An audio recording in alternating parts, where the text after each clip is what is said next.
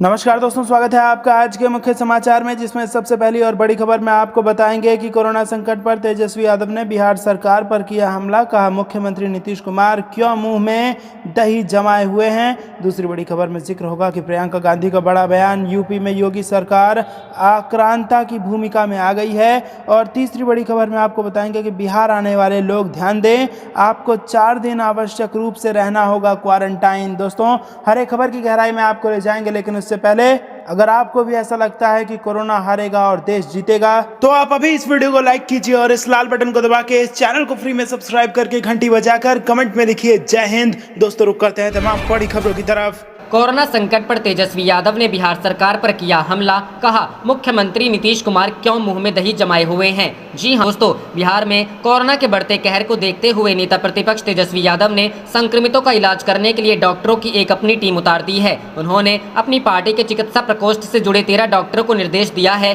कि वे महामारी के इस समय में कोरोना संक्रमितों का इलाज करें। उन्होंने इन 13 डॉक्टरों के नाम के साथ ही इनके मोबाइल नंबर भी जारी कर दिए हैं। बताया जाता है कि ये सभी डॉक्टर टेलीमेडिसिन के जरिए मरीजों का मुफ्त इलाज करेंगे और उन्हें दवा बताएंगे। इस संबंध में तेजस्वी ने ट्वीट करके कहा है कि राजद चिकित्सा प्रकोष्ठ के 13 डॉक्टरों की लिस्ट जारी की गई है, जो महामारी के इस दौर में मुफ्त में कोविड-19 से जुड़े मामलों में कंसल्टेशन देंगे और संक्रमण से जुड़ी जरूरी बातों के बारे में जानकारी भी साझा करेंगे। संक्रमित मरीज इन डॉक्टरों से इनके हेल्पलाइन नंबर पर बात कर सकते हैं। इसके साथ ही नेता प्रतिपक्ष ने राज्य में एनडीए के 48 सांसदों के खिलाफ मोर्चा खोलते हुए कहा है कि केंद्र सरकार डीआरडीओ के जरिए कम आबादी और कम कोरोना मामलों के बावजूद हरियाणा में 500 बेड वाले 2 कोविड समर्पित अस्पताल चालू करवा रही है।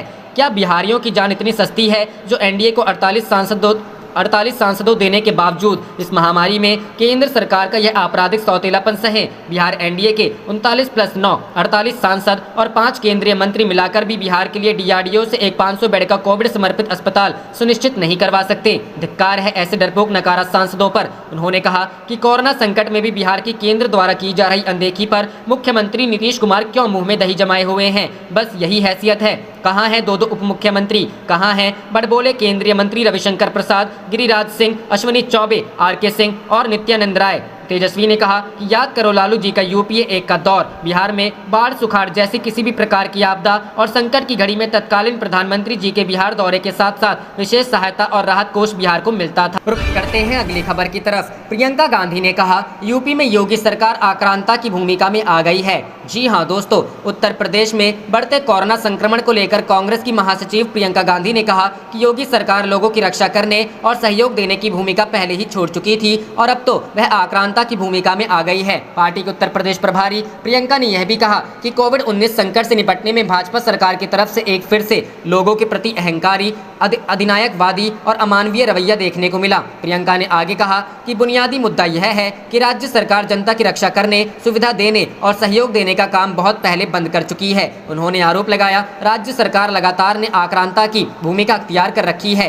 कोविड महामारी से वह जिस तरह निपट रही है उससे उत्तर प्रदेश के लोगों के प्रति एक बार फिर से उसका अहंकारी, अधिनायकवादी और अमानवीय रवैया दिखा है। प्रियंका ने दावा किया कि शासन के स्तर पर सबसे बड़ी विफलता यह रही है कि कोई योजना नहीं थी, कोई तैयारी नहीं थी और कोई दूरदर्शिता नहीं थी। उन्होंने कहा दुनिया के कई देशों ने इस महामारी की दूसरी लहर का सामना किया, हमने उनसे क्या सीखा, हमने पहली लहर और दूसरी लहर के बीच के समय का कैसे इस्तेमाल किया। उनके मुताबिक उत्तर प्रदेश सरकार के खुद के सीरो सर्वेक्षण के परिणाम से पता चलता है कि 5 करोड़ लोग वायरस के संपर्क में आ गए और यह इस बात का संकेत था कि दूसरी लहर आ रही है। प्रियंका ने राज्य सरकार पर निशाना साधते हुए कहा कि उत्तर प्रदेश सरकार को सलाह दी गई थी कि जांच बड़े पैमाने पर बढ़ाई जाए। क्या हुआ? उन्होंने जांच घटा दी, 70% जांच एंटीजन की कर दी और खुद के सर्वेक्षण की रिपोर्ट को नजरअंदाज कर दिया। उन्होंने यह आरोप भी लगाया कि पूरा संसाधन लोगों का जीवन बचाने पर लगाने की बजाय उत्तर प्रदेश सरकार सच्चाई को ढकने के लिए अब भी समय और संसाधन बर्बाद कर रही है। उल्लेखनीय है कि कोरोना महामारी को लेकर प्रियंका ने हाल ही में मुख्यमंत्री योगी आदित्यनाथ को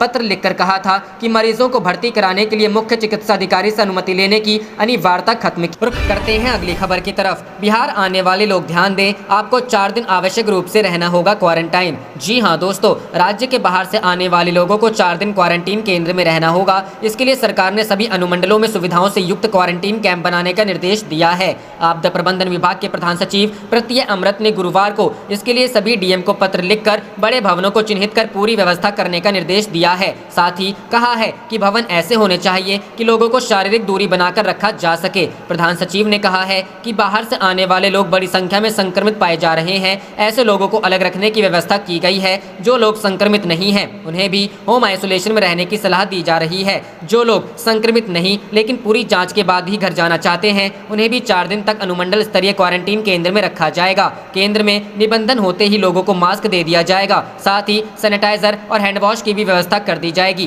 केंद्र में रहने वाले लोग किसी भी हाल में क्वारंटीन अवधि में बाहर नहीं जाएंगे। कैंप में होगी सारी जरूरी सुविधाएं। प्रधान सचिव ने सभी डीएम को भेजे गए पत्र में कहा है कि अनुमंडल स्तरीय क्वारंटीन कैंपों में बिजली, पानी, आवास और भोजन के साथ चिकित्सकीय सुविधा की उचित व्यवस्था होगी। हर क्वारंटीन कैंप में सीसीटीवी कैमरे लगाए जाएंगे। साथ ही उनकी बैरिकेडिंग की जाएगी। इसके अलावा वहां लाउड स्पीकर की व्यवस्था भी होनी चाहिए ताकि समय समय पर रहने वाले लोगों को नियमों की जानकारी दी जा सके। इन कैंपों में भोजन बनाने और लोगों को खाना परोसने में पूरी तरह साफ सफाई का भी ख्याल रखा जाएगा। बर्तन धोने के सभी स्थानों पर हैंड सैनिटाइजर और हैंड वॉश की पर्याप्त व्यवस्था होनी चाहिए। तले हुए भोजन की आपूर्ति किसी हाल में नहीं की जानी है। प्रधान सचिव ने सभी डीएम को कहा है कि क्वारंटीन केंद्रों के संचालन के लिए एक प्रभारी पदाधिकारी और उनके सहयोग के लिए जरूरी कर्मियों की प्रतिनियुक्ति की जानी चाहिए। रुख करते हैं अगली खबर की तरफ। कोरोना के बढ़ते मामलों के बावजूद एक दूसरे को नसीहत दे रहे हैं बिहार एनडीए के नेता। जी हां दोस्तों, बिहार में बुधवार को एक दिन में सबसे ज्यादा 12,000 से अधिक कोरोना वायरस संक्रमण के नए मामले दर्ज हुए और 55 लोगों की मौत हुई। लेकिन इसके बाद सत्तारूढ़ एनडीए के प्रमुख घटकों दल जनता दल यूनाइटेड और भारतीय जनता पार्टी के नेता एक दूसरे के खिलाफ सार्वजनिक रूप से बयानबाजी करने और नसीहतें देने से बाज नहीं आ रहे हैं। दरअसल विवाद शुरू हुआ बिहार बीजेपी अध्यक्ष डॉक्टर संजय जायसवाल के फेसबुक पोस्ट से, जिन्होंने मुख्यमंत्री नीतीश कुमार द्वारा रविवार को राज्य में नाइट कर्फ्यू लगाने के बाद किया था।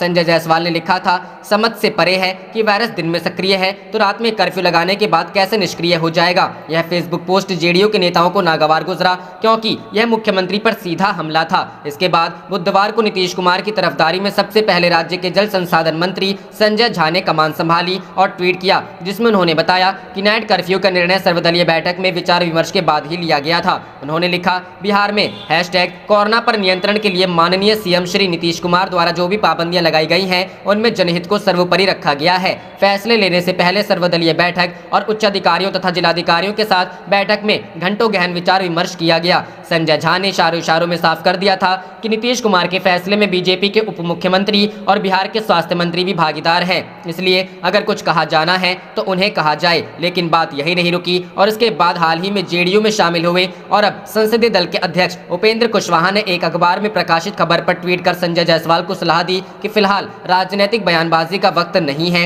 इसके बाद बीजेपी बचाव में मुद्रा में आ गई और पंचायती राज मंत्री सम्राट चौधरी ने कहा, उपेंद्र कुशवाहा नए मुसलमान हैं इसलिए प्याज ज्यादा खा रहे हैं। सम्राट ने कहा कि अगर बीजेपी प्रदेश अध्यक्ष ने जनहित में कोई बात कही है तो सहयोगी दलों के नेताओं को प्रतिक्रिया देने से बचना चाहिए। साफ है कि अगर जेडीयू को नीतीश कुमार पर हमला बर्दाश्त नहीं है तो बिहार बीजेपी भी अपने नेताओं के बचाव में किसी भी हद तक जाने के लिए रुख करते हैं अगली खबर की तरफ। सरकार के जवाब से संतुष्ट नहीं पटना हाईकोर्ट, कोरोना संक्रमितों के इलाज और ऑक्सीजन को लेकर पूछा सवाल। जी हां दोस्तों, पटना हाईकोर्ट ने बिहार में जारी कोरोना के कहर के बीच राज्य सरकार की व्यवस्था पर असंतोष जाहिर किया है। बुधवार को पटना हाईकोर्ट ने राज्य में कोरोना संक्रमण के बढ़ते मामलों पर सुनवाई की। जस्टिस CS सिंह की खंडपीठ ने जनहित याचिकाओं पर सुनवाई की। इस कड़ी में राज्य सरकार ने कोरोना संकट को रोकने के लिए की जा रही कार्रवाई के संबंध में हलफनामा दायर किया, लेकिन कोर्ट प्रदेश सरकार से जवाब से संतुष्ट नहीं दिखा। हाईकोर्ट ने पटना समेत राज्य के अन्य जगहों में ऑक्सीजन सिलेंडर समेत मरीजों के इलाज के लिए अब तक की गई व्यवस्थाओं के बारे में जानकारी मांगी है।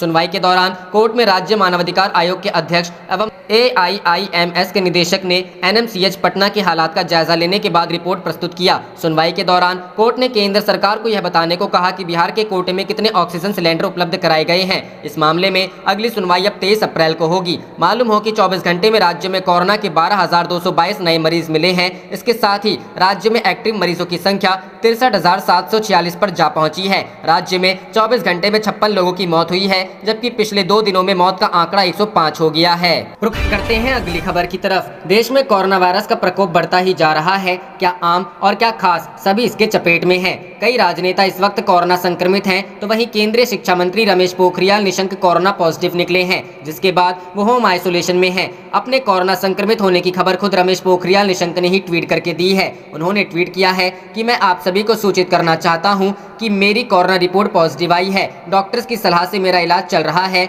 और उन्हीं के निर्देश पर मैं होम आइसोलेशन में हूँ। जो भी लोग हाल ही के दिनों में मेरे संपर्क में आए हैं, सावधान रहें और टेस्ट करवाएं। अपने संक्रमण की जानकारी देते हुए उन्होंने ये भी लिखा है कि शिक्षा मंत्रालय का काम सामान्य रूप से चलता रहेगा। आप देख रहे थे आपका अपना चैनल जय हिंद जय भारत।